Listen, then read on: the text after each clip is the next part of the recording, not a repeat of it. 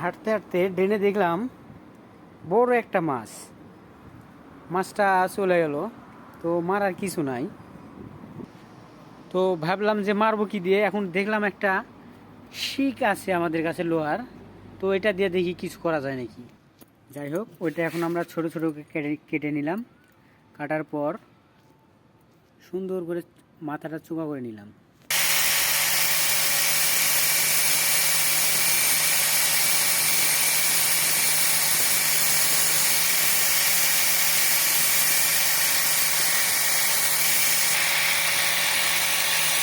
এভাবে সব কটা চোখা করে নিলাম। এই তো আমাদের এগুলো ঘষার কাজ শেষ।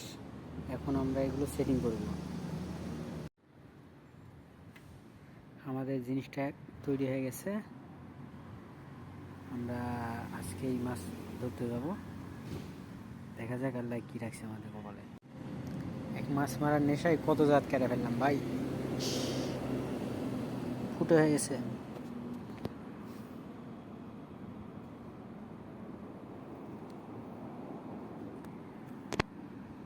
মাছ মারাই ছাড়বো।